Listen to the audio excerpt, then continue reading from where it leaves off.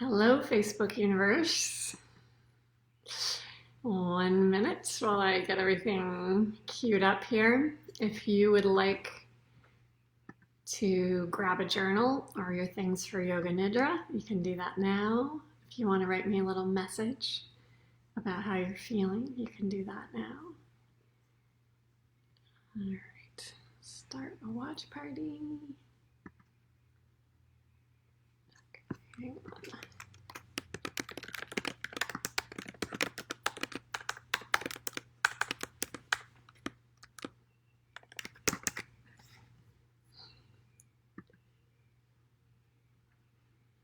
How you're feeling, you can do that now. Okay. Let's get this going. One more Instagram.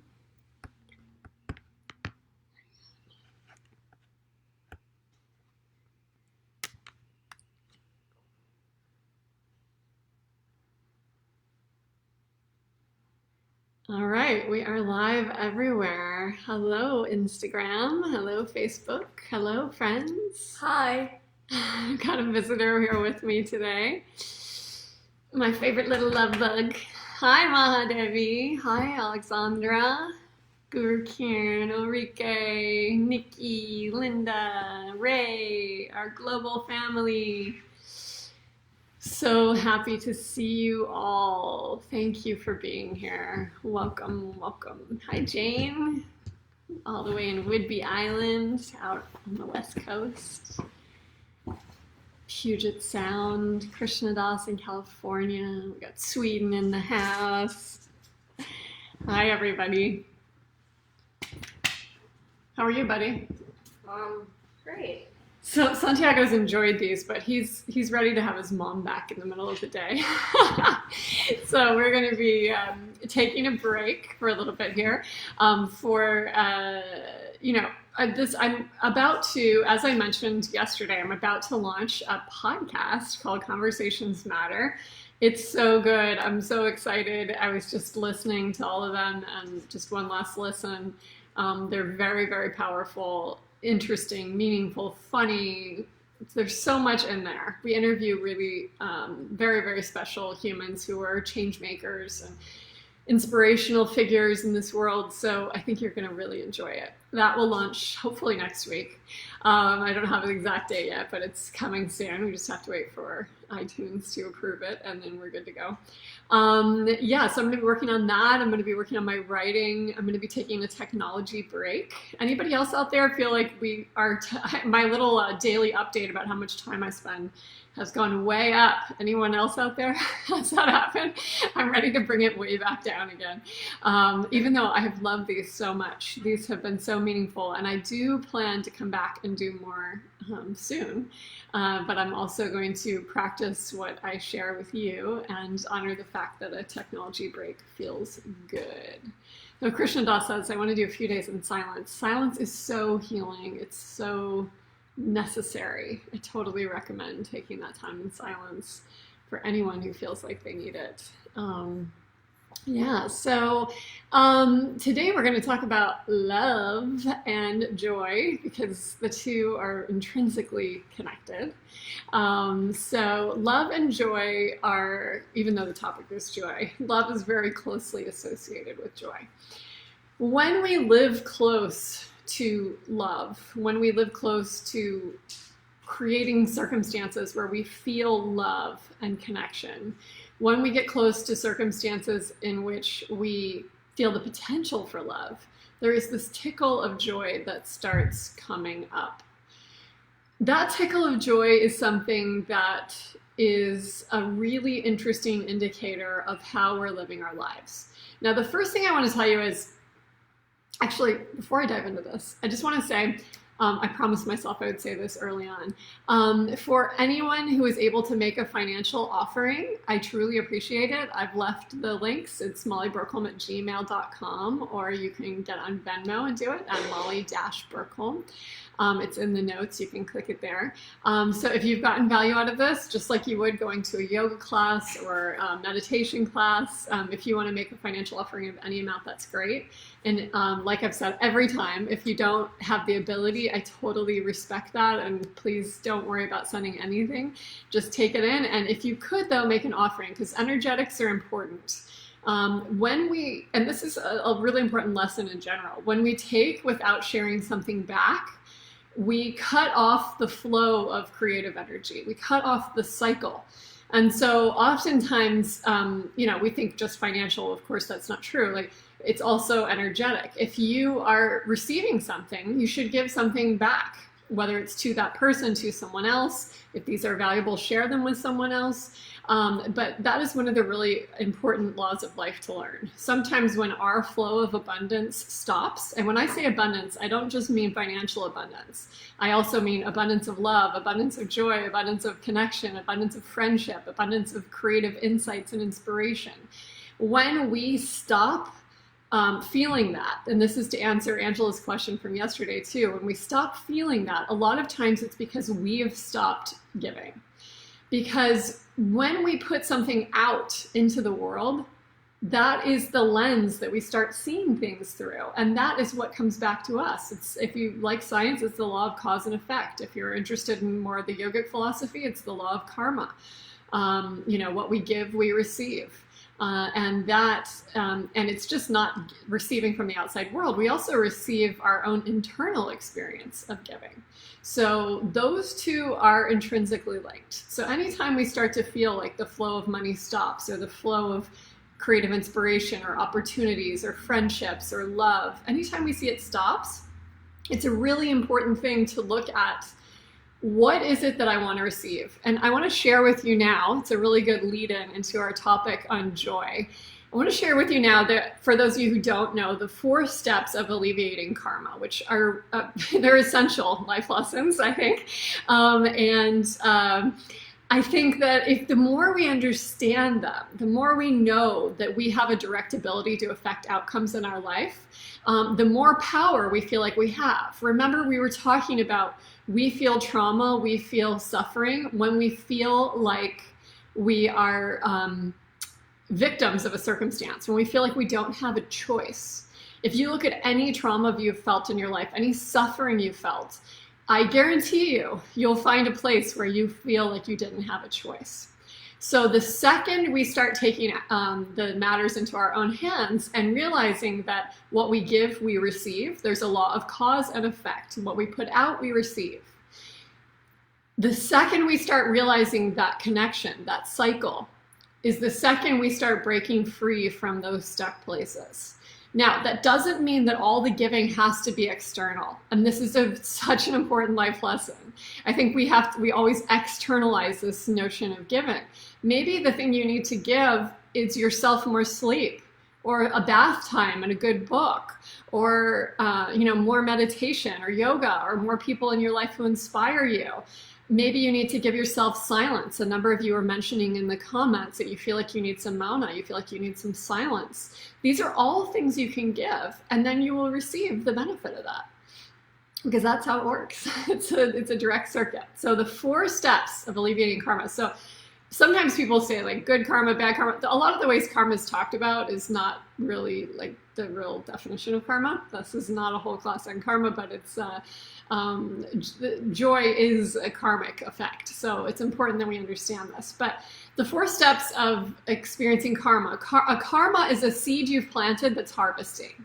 A karma is something that you have done that then you're experiencing. So we say good karma, it's something you've done that's good, and then something good happens to you, right? Or bad karma, we've done something that has caused suffering to ourselves, to someone else, to the planet, and then we experience that suffering in one way or another. And it doesn't always come back in the same way. But that's also science. That's the law of cause and effect. And so when we identify a pattern in our life, something you can go at it two ways. You can think about, what do I really want in my life? And you can also think about it if you have a problem. So let's say the problem we were talking about yesterday, the problem of feeling like we're stuck, like we don't know what to create, we don't know what to do next. Let's take that as an example. The first step in alleviating karma, or in creating positive karma, is to identify your quote unquote problem, or you could say your intention. What is it you want to create, or what is it you want to alleviate? So if in that situation, the problem identified is that you don't feel like you have enough creative inspiration, you don't know what you want to do next, you identify that, you nail it down, and you really think about it. You think about all the different aspects of that. The second step is to identify that problem somewhere outside of yourself, or an intention somewhere outside of yourself, something that you can do, or somewhere inside of yourself too. It can be internal or external. So if you are feeling blocked, if you're feeling like you don't have enough creative inspiration, enough creative energy, you can find somebody else out there who doesn't feel like they have enough creative energy. Or you can just find somebody else out there who needs help in general. Maybe the old lady down the street from you needs some groceries delivered. Maybe somebody needs a smile. Maybe you need to call a friend of yours who you know has suffered from depression and just say, hey, how's it going with this quarantine? How are you feeling? Maybe there's someone you know who's trying to find their life path. I was just talking to a friend yesterday whose child is graduating from an Ivy League school, and their child has like 0 job prospects, like nothing out there that they can find. Nobody's hiring right now. People are firing right now. So really interesting. You know, you could work your whole life to get to a place, and all of a sudden nothing.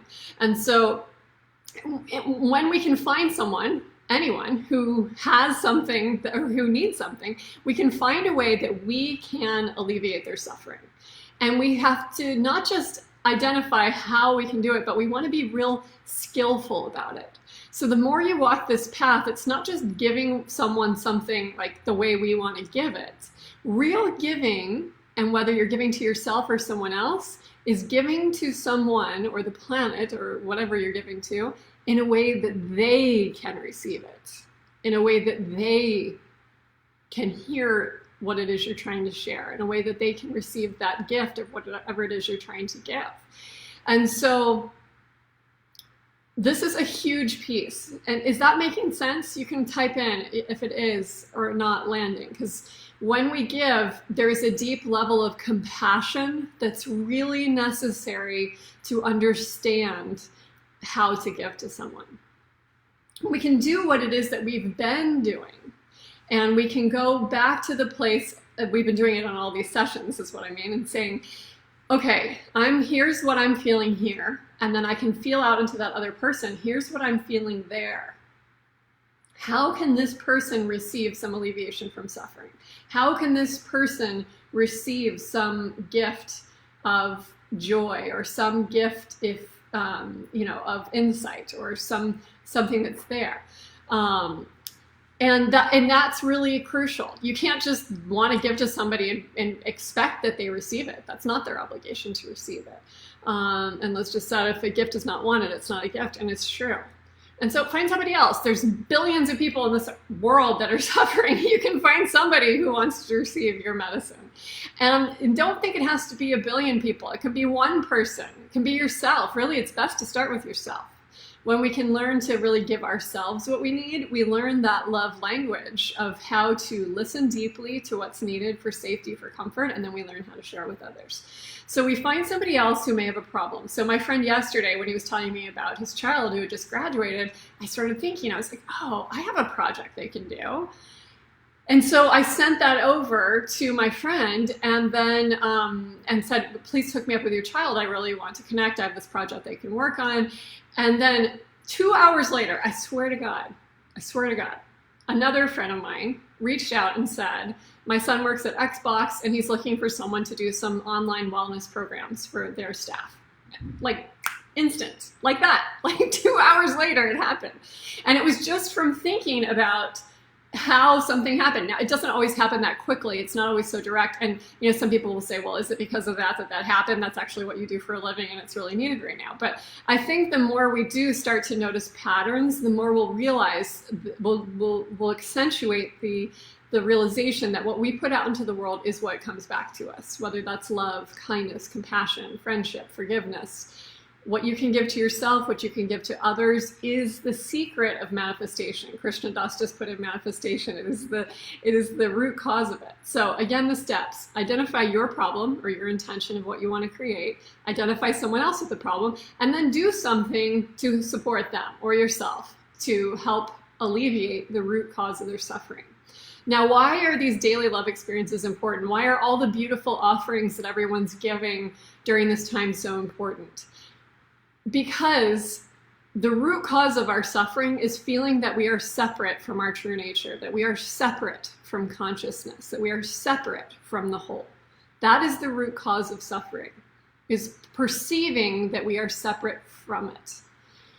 We are constantly, every single moment of every single day, from the moment we were born, before we were born, the moment we leave our body, after we leave our body, we are abiding in our true nature. We are abiding in consciousness, stillness, silence, awareness, whatever word you want to use, Atman.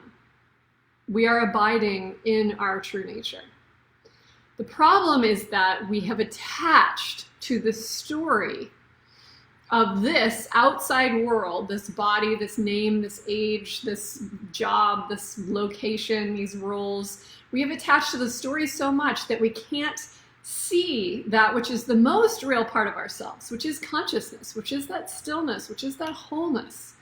And so that right there, when we can start reorienting ourselves and looking inside to connect with consciousness, that alleviates all those root causes of suffering. We can come back. That doesn't mean my body won't have pain. That doesn't mean I might not get my heart broken again. I might not, whatever the story is. But if I am connected to that deeper stillness, it alleviates everything. And so when you give to someone, the more you can connect with consciousness and give from that place, from my soul to your soul, from my soul to your soul, in the language that you can receive. Now, when I go to an ashram or a monastery and I teach, I use a different language than I do when I go to teach special operators. Why? Because they speak different languages. I'm not going to go to France and speak Chinese. I'm not going to go to China and speak French. I'm going to go and try to at least get a few words out in the language that somebody can receive, or I'm going to try to do an action in a way that they can receive it.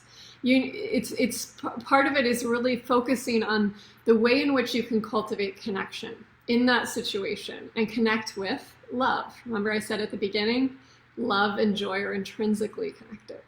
All right, so the third step is to serve that other person in a way that they can receive it, in a way they want to receive it, if they want to receive it. And if not, go find somebody else. The fourth step, this is the most important step. So we have identify your problem, identify someone else or yourself with that problem, serve them. Fourth step, most important step, is this.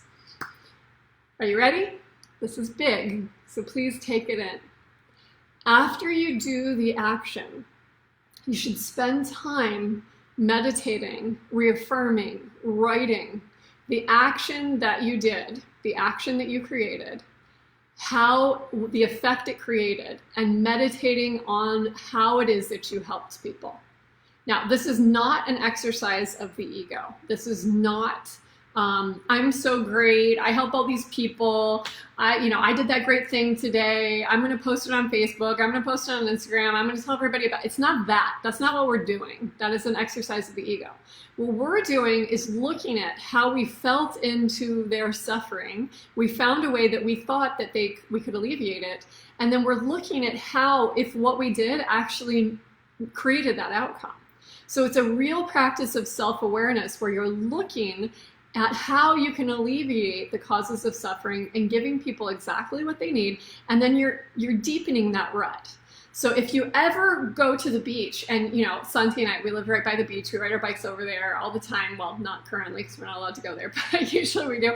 And when you go, you make a sand castle, and let's say you just put like one finger in the sand, and you just made a little line. If the wind came or a wave came or someone stepped on it, it would very quickly get washed over, right? What we want to do, the reason that fourth step is the most important part is this. When we reaffirm what we did that helped other people, or let's say we went to help someone and it didn't actually help them, like we went out to offer something and it wasn't what they needed or wanted, or it didn't help them, then we can go back in our brains and say, how would I do that differently next time in a way that they could receive it? And then we deepen that pattern. We think about how we would make those actions. So now we got the shovel. Now we're digging that line in the sand deeper and deeper. We're making a deeper imprint in our psyches, in our brains, in our bodies. We're creating the pattern of how to alleviate suffering. It is so important, because if you constantly are looking at what you did wrong, that is the pattern you're deepening. Every single thought you have is deepening some pattern. So if let's say, like, let's get into like old storylines, like my relationships never work out. Okay, that's like a thought I've had. That's partly untrue. I mean romantic relationships. I have many amazing friendships and family relationships and other things. So that is a pattern that comes up in my brain. Anybody else out there ever had that pattern? I know, I see you people out there. I know there's others who've had it. So that's been a pattern, okay? If I keep affirming that again and again, like, that these things don't work out, why don't my romantic relationships work out? If I keep like digging that rut deeper and deeper and deeper, that's what I'm going to live out. That's what I'm going to play out.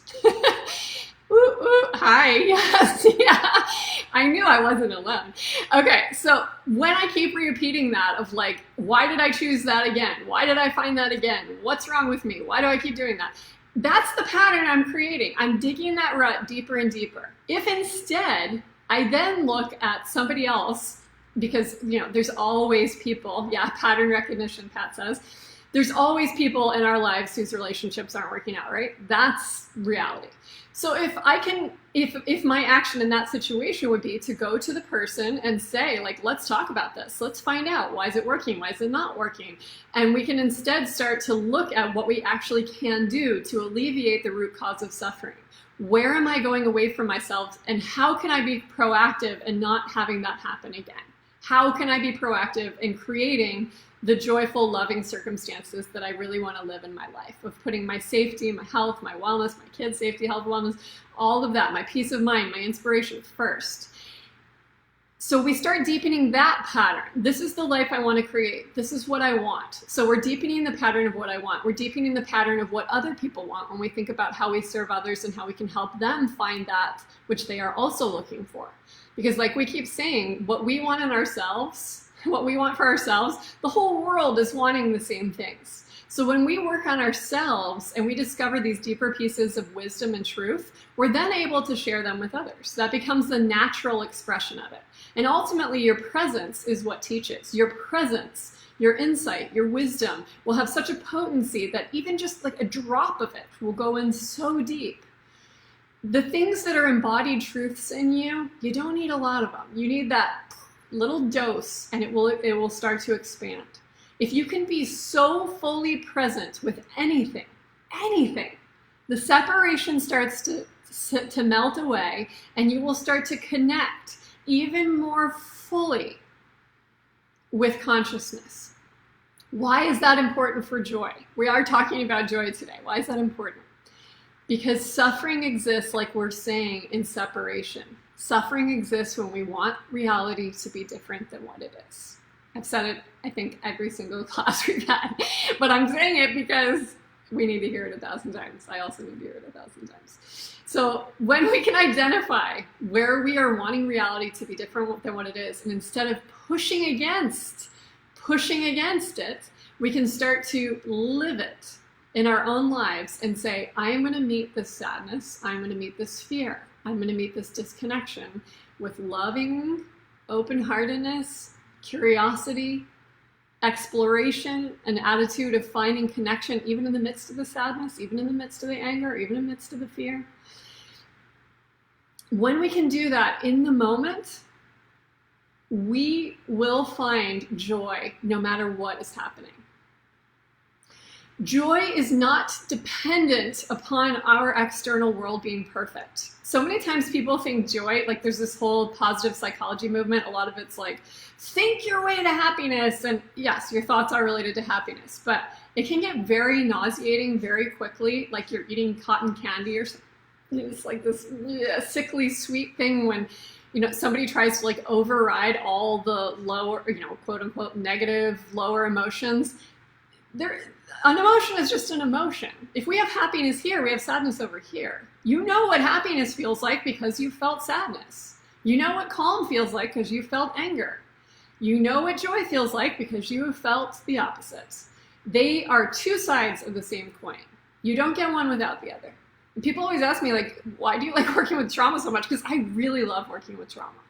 And it's because the depths to which we have suffered as a human being really is the depth, the height, or you could say the depth too, that we can experience peace, that we can experience truth, that we can experience connection. The amount that I've been able to connect with myself is the amount that I will be able to connect with others. So how does that create joy?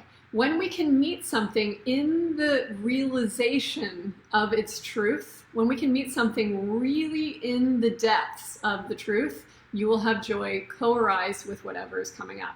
And I don't mean like the fake happy. I don't mean that at all. I mean a joy that lives from being in connection with consciousness, with your true nature, with your highest self, with love. That joy is what we call independent joy. So, you can think of lots of things from outside you that make you happy. A food, chocolate's the example I always use, that I got from Pram, by the way, which is also mine, so it resonated. A person. Anytime we're deriving joy, again, we've been talking about how that's a codependent form of joy. It's dependent upon the object or the person being there. The kind of joy we want to cultivate is that independent joy. The joy exists without the object, right? And so the way we can do that is through finding connection in the moment. Connection with love, connection with consciousness, connection with our highest self. Yeah, Kirshendal said it's a temporary happiness. Totally, totally true. Okay, so when we're able to do that, when we're able to connect with independent joy in a moment, that is that fourth step of creating karma. We, in that state, even if the thing we gave went wrong, if we can fully connect with what the reality is, we can find joy even in whatever the outcome was. Does that make sense? You can say no if it doesn't. Does that make sense to everybody? Because for it to land, we really need to like sink into that. Independent joy comes when we start to get closer to our true nature, closer to consciousness. Because what is consciousness? Consciousness is, it's as if I have a telephone number. My telephone number is like my existence, my name, my form in this life. But I'm connected out here to a whole telephony system. So if I want to call up my buddy Pat or Nikki or Liz or whoever is out there, I want to call them up on the phone. I would dial their telephone number. And hopefully they'll answer on the other line. Your good friends will answer. If not, they'll call you back soon. And then I would call them back. I would call them and I would get the person. Now, on a soul level, on a consciousness level, I've got my phone number. But if I go out to consciousness, I can connect with all the other phone numbers in the whole telephony system. That's consciousness. Consciousness is the place where there isn't separation, where there isn't disconnection. It's where we're existing always in a state of deep, deep connection.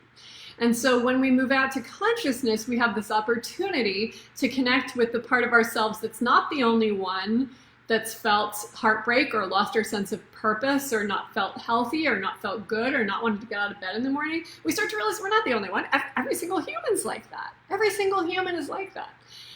And so when we start to connect with that deeper state of stillness, that deeper state of, if it starts sounding like a paradox, you're getting closer to consciousness. Full and yet empty. It contains everything. It contains the whole. It contains every spirit, every bit of nature, every planet, every celestial, cosmic system. It contains the whole.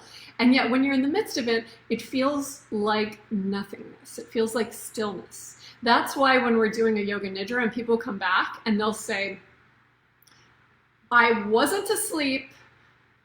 I vaguely heard the sound of your voice and then it just totally went away. and I was in this deep state of stillness, but I wasn't asleep. And it's like they want to convince me they're not asleep. And I'm like, yeah, yeah, that's consciousness. And when you come back, you're permeated by that stillness. You're permeated by your true nature, by consciousness. And that is the quality of presence that you will bring to every single person you encounter. That they can feel your compassion, they can feel your love, they can feel your joy. And then no matter what's happening in the outside world, we are connected to our true nature. We're connected to that unchanging part of ourselves. So, okay, a bad day is happening, sadness is happening, COVID is happening. Something in me is always in stillness. If I stay anchored to that stillness, that's why I never miss my morning meditation, because if I am anchored to that stillness, all right, world, like I'm ready. I'm ready, okay? And that's the attitude we can bring to it. That doesn't mean you won't have bad days. It's that you know there's something in you. You've cultivated the relationship with consciousness. You've cultivated the relationship with your true nature to such a degree that you see the stillness as much as you see, you know, the people and the place and the house and the object and the food. You see your true nature as much as you see that. Now, sometimes in the beginning, it's hard to get people to want to sit and meditate, because it's like so many people say to me, I hate meditation. Like, I get that it's important, but I don't actually want to do it. I don't actually like it. Okay, like I get that. I think I had that for a long time too. The reality is the more you dip into that stillness, you will start to see that it is the infinite gift that gives you absolutely everything you need for absolutely everything you do in your life. It is the underground foundation and essence of being that will feed you exactly what you need. And so people who are living close to their true nature, you can feel it. They don't even have to say a word. Their embodied presence will be the love, will be the joy, will be the spark of creation. There's a few of you on here who have been in retreat with us, and almost always on retreat, almost always, there comes a moment where we'll be in meditation and all of a sudden, like, one person will giggle, somebody else will giggle, and somebody else will giggle. It's usually on about like day 4. And then all of a sudden we all get the church giggles and we all start laughing, like right in the middle of meditation. The name for that place is Anandamaya Kosha. It's the layer of consciousness that we are about to ascend to our true nature, consciousness.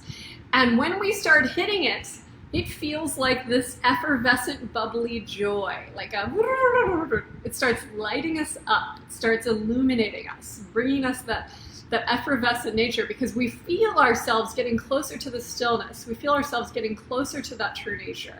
And so it starts to bubble up and it starts to carry us. Like if you've watched, you know, bubbles, if you pour like, you know, sparkling water or, you know, we've been in the ginger beer mode over here, or, you know, a glass of champagne or something. When you watch the bubbles come up and then they pop at the top, that's what starts to happen. As you get closer to your true nature, it starts to light up, right? And that's when we start feeling it as an actual somatic experience. We start feeling that independent joy.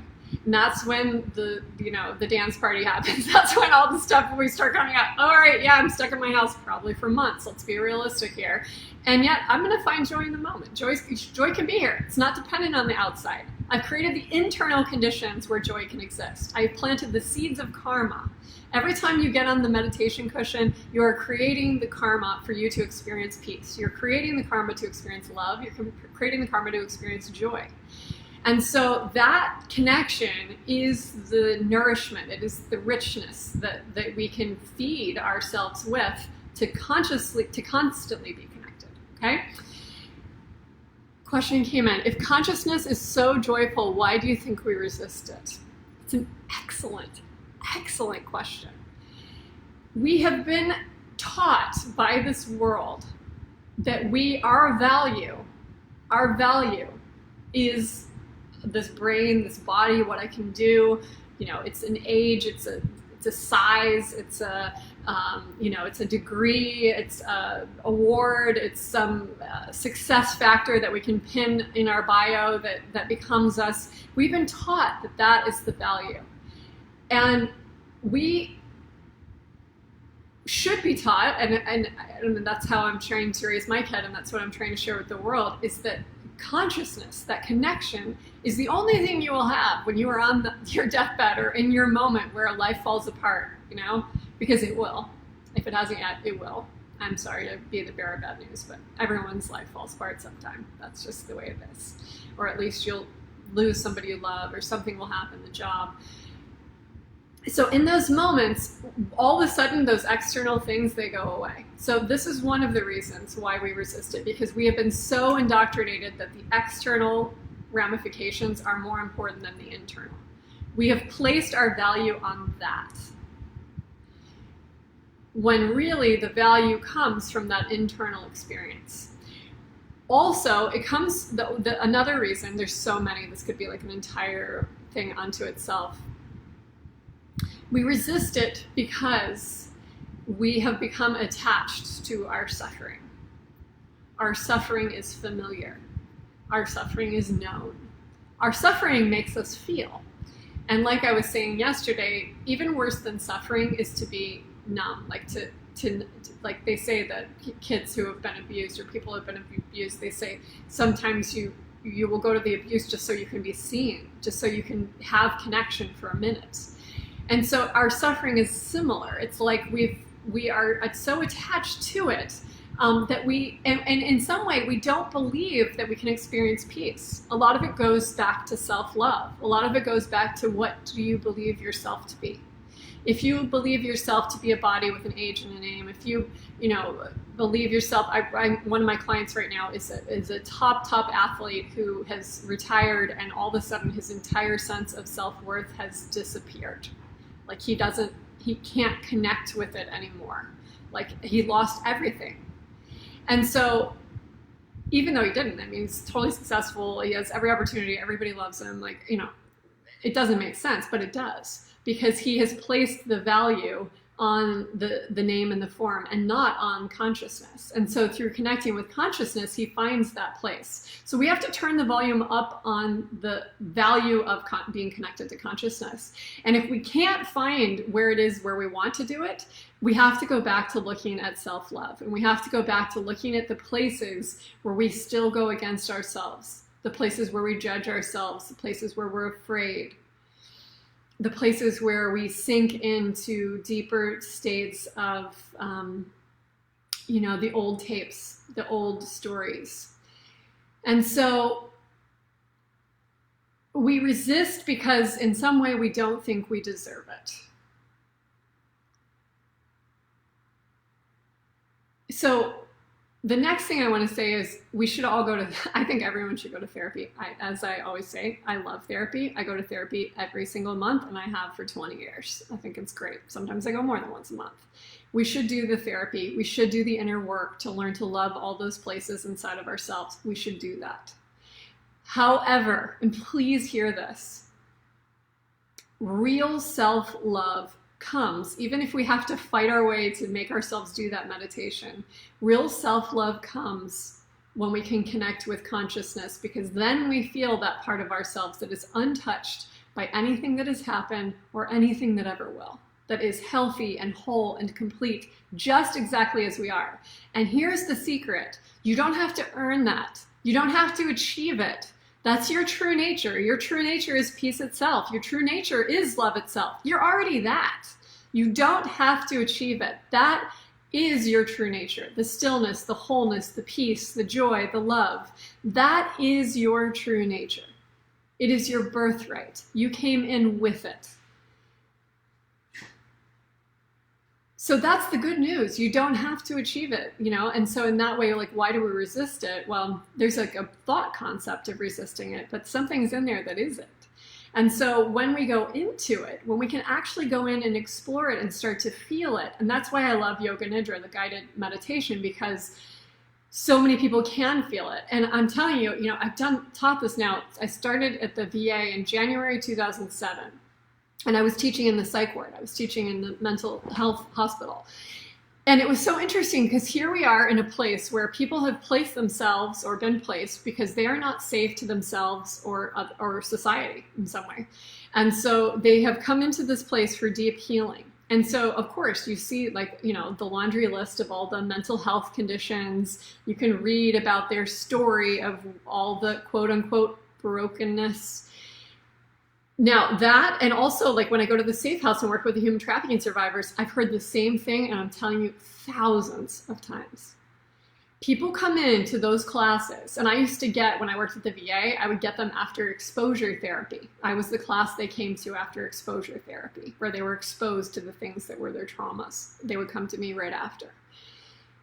And when we're in the safe house, you can imagine them coming in with all the fear, all the, sadness and the pain and the anger and the feelings of violation. I mean, like the whole thing is on their faces. And at the VA with the veterans in the psychiatric unit, all the war, all the childhood trauma, all the abuse, all the loss, all the heartbreak, all the feelings of failure right there on their face. And then we say, okay, lie down, now we're going to meditate. And half the time they're like, the first time they come in, they're like grumbling, like, we get this is that transcendental Beatles bullshit. I don't want to do this. What's this stuff? It's okay. I've heard it all. It doesn't affect me anymore. And so, and at the safe house, it's a different feeling. It's almost like why am I doing this? What's this? Why am I going in? And then they lie down and they do the yoga nidra and they sit up. And I always want to make before and after pictures of people's faces before and after. That's an art project I want to do. Somebody wants to do it with me. Let's do it. Before and after pictures of yoga nidra, because people sit up from yoga nidra. They sit up and they say, I found the part of me that they couldn't get to. Now that's what I hear in the safe house. I found the part of me they couldn't touch. I found the part of me that's always at peace, the part of me that is healthy and whole and complete just as I am. Sorry, puppy. She was barking on the truth there, right? And in the VA, they'll come out and sometimes they'll say, like, I feel like I'm stoned, dude, or like, something like that, where it's like they start to feel the stillness, but then they'll come out and they'll say, I found the little boy again. I found the part of me that used to be able to laugh. And I feel that part of me again. Or people who are going through, Nikki just prayed, Nikki going through, 2 rounds of cancer, and that she could find that part of her that was healthy no matter what her diagnosis was. So all of us out there have the story of what's been damaged or broken. All of us out there have this playlist of things. But when we are able to experience consciousness, then we start to find that place where we're resisting. We start to find where we're attached to the story of suffering, and can we increase our, at first it does feel like an attachment to the practice. There were years where like I would not miss my practice. You couldn't take me out of it. And now I like, okay, if I'm on vacation or something and my family's ready to head out, like I'll get up earlier or I'll do it later or something, but you can be more flexible. But we do get attached to the practice because we start feeling it as a lifeline to that stillness. And then it just becomes natural. Then you won't be able to stop yourself from doing it. And if you don't feel it yet, what I encourage you to do once we get out of this crazy, or while we're in it, you could do a retreat. And if you want, I do private sessions with people, anybody out there who wants to work on it, you can make your own retreat and start dipping into it, creating the patterns, creating that groove in the sand where peace becomes the loudest thing in the room. And then the rest of it, they're just ripples. And then whatever we touch, we can start to feel that consciousness. And then, like I said, when you get closer, it's like the champagne bubble. It starts to bubble up. And then it just, at one point, it just takes us. It's not us doing it. Consciousness comes and it takes you. It's like, or it is like, you could say it asserts itself. It's like it comes and says, oh, I'm really here now. You're inviting me in. I got you, sister. I got you. It comes in and it takes you back into your true nature. And then when you come back out, you're saturated with it. You're saturated with consciousness, with awareness, with love, with joy. And when you come back in, there's that tickle of joy where you feel your true nature, where you feel that stillness.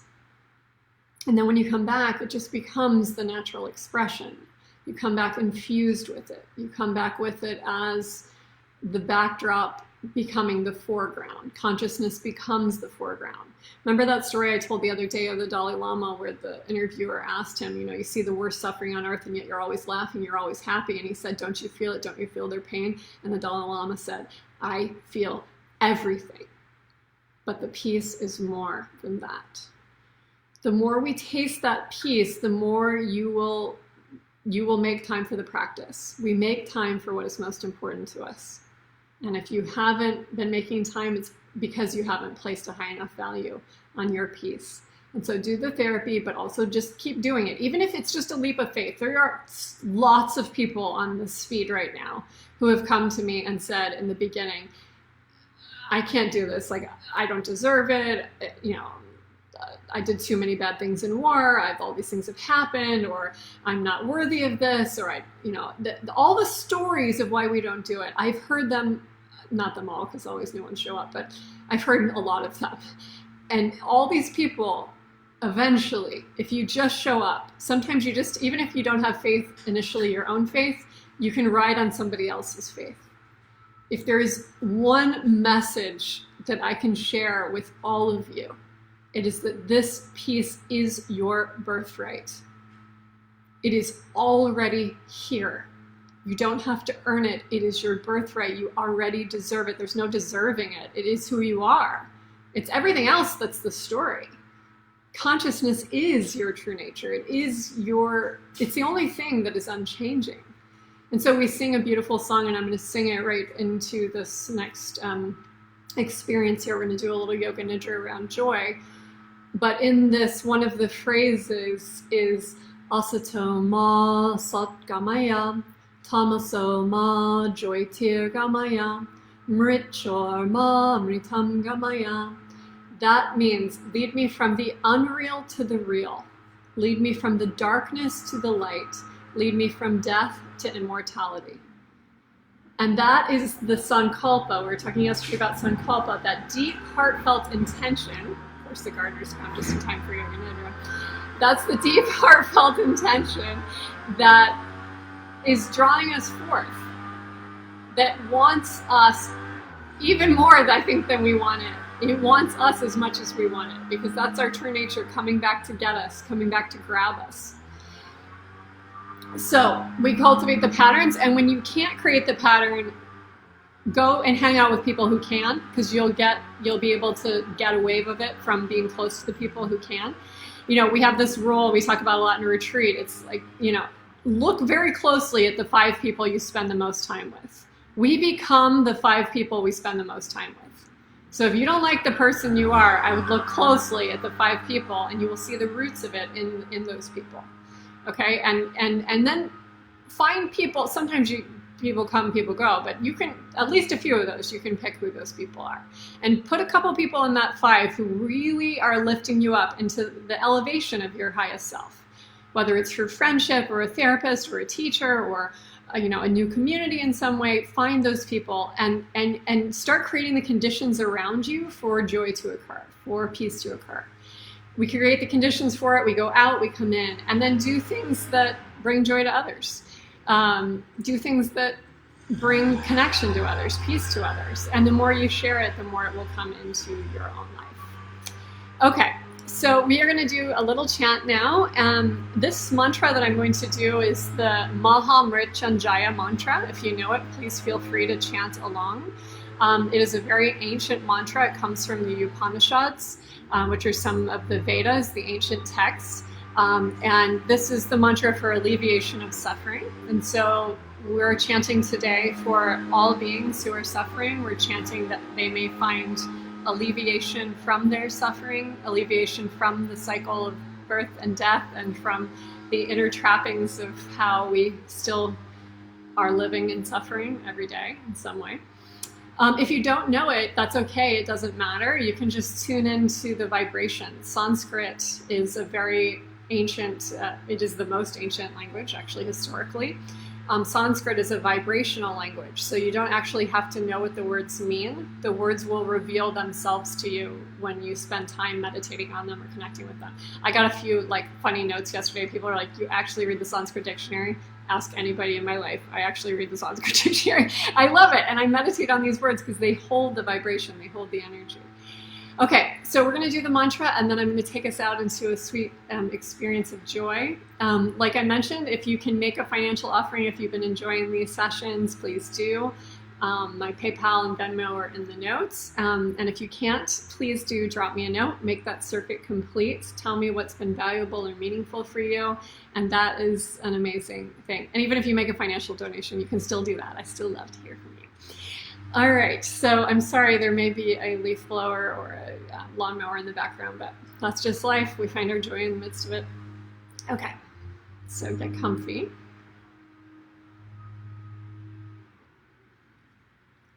Inhale deeply. Exhale. Inhale. Exhale. Inhale to all.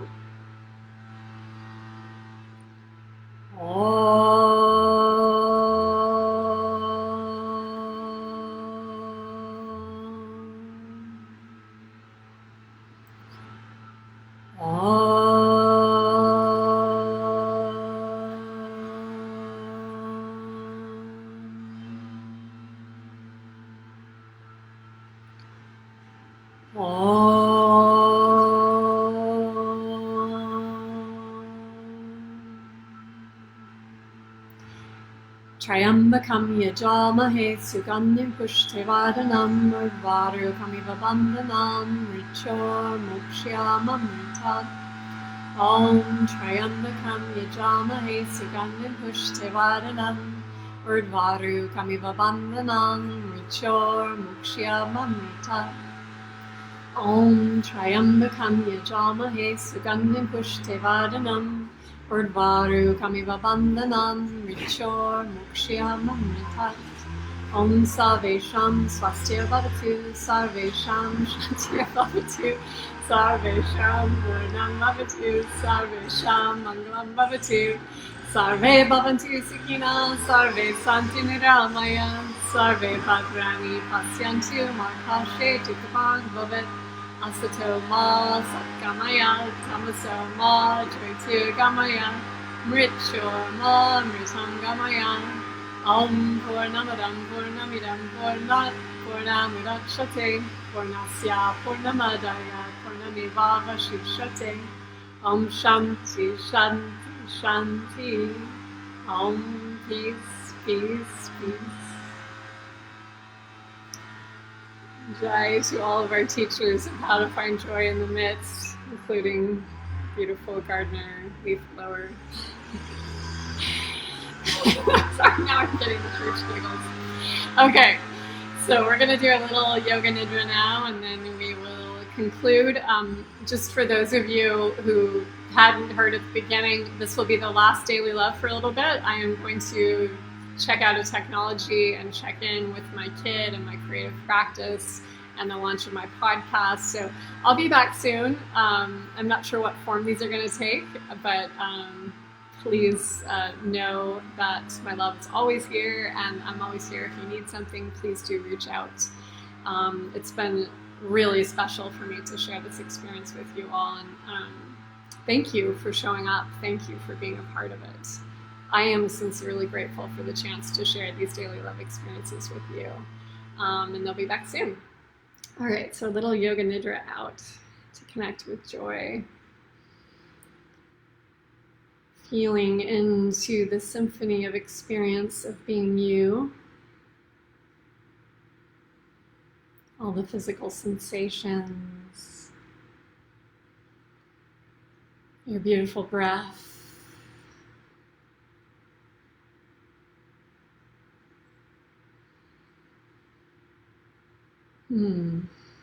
Feel that. Feel the breath, that which is giving you life. Feel the joy of having something that gives you life every single moment of every day.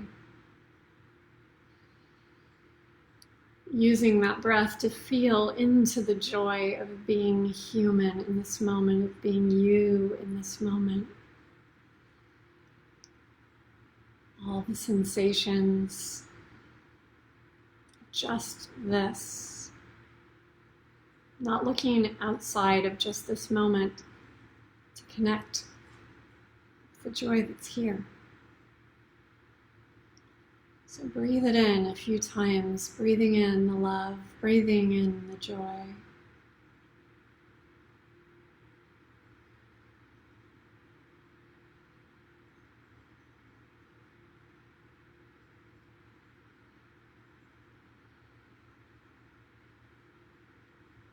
Feeling the mind, taking a moment to honor the mind, knowing even in the moment when the mind is in tumult, it is trying to create the conditions for you to feel peaceful.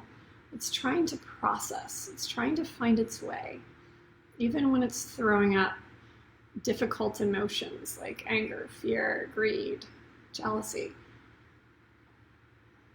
Whatever's up on any day, it's just trying to protect you.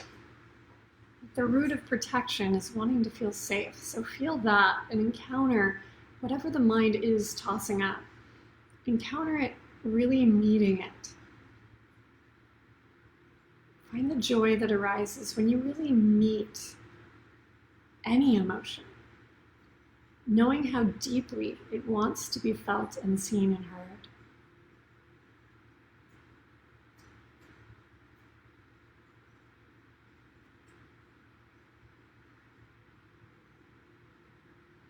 Feel how as you touch in with it, it touches back. And that touch is connection. That touch connects us with oneness, with consciousness, with our true nature. Feeling our way out and up into that.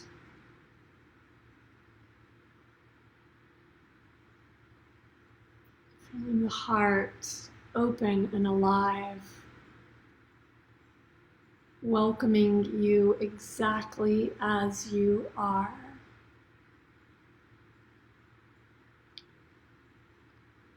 Welcoming the world just as it is. All of the leaf blowers in our life.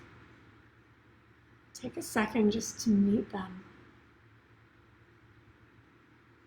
Feel them. Love them, knowing they are suffering too.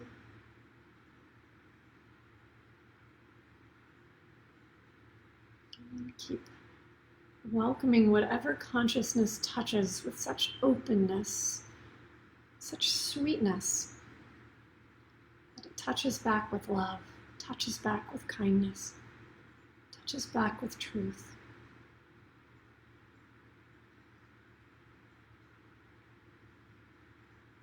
Dropping back into the stillness, the wholeness that is our true nature.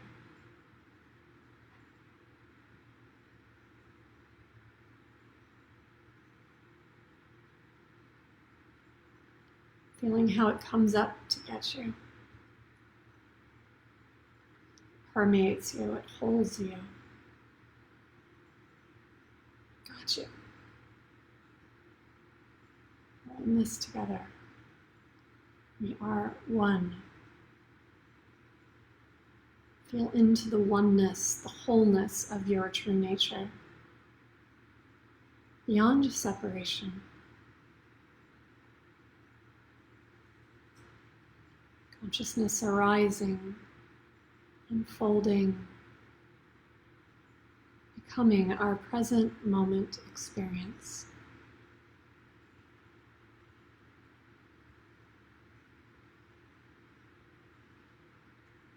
Rest in this, abide in this. Fullness, the sweetness. Timeless, vast presence.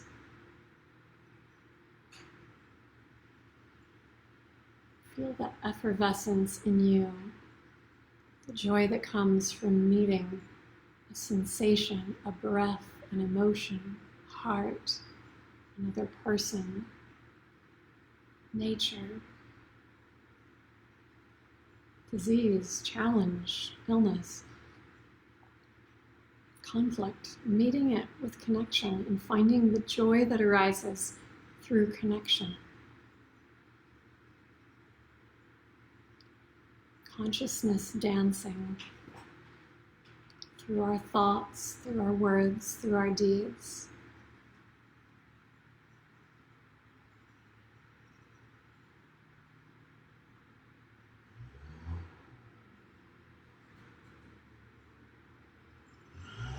Feel that consciousness coming back with you into this moment, into this day. Making a very sincere, heartfelt intention to whatever consciousness touches today, to touch it back with such sweetness, such love. The two hands meeting in prayer. Closing the circuit. Finding the connection in the midst of whatever is happening and feeling in that connection the joy that doesn't need a reason, the joy that doesn't need a destination, the joy that is your true nature. I'm going to just take a moment to Santiago, will you come here for a second? Santiago has been homeschooling, and he has been very supportive of sharing these experiences. So I just want to take a moment to thank my guy, my number one. God, I squished him so hard. So thank you, Santiago, for being joy in human form and reminding me of who I truly am. I love you. And thanks to all of you for being a part of these. I'll be back soon. I'm not sure when, but I'll let you know when. And if you have any ideas for the daily love as they come up, please share them with me. I'd love to hear. We'll be back soon. He is adorable, isn't he? So yummy. We're having fun together. He has a pool date planned, and then we have a weekend technology free. Except school. Oh no, there is Weekend no school. Yeah. Spring break next week. Yay! That feels joyful. We love you too. We love all of you. Thank you for being here. Thank you for being a part of it. And let's be in touch. We're with you always. All the love, all the peace, all the joy may be with you. Thank you. Feel that. Wait, do we want to play?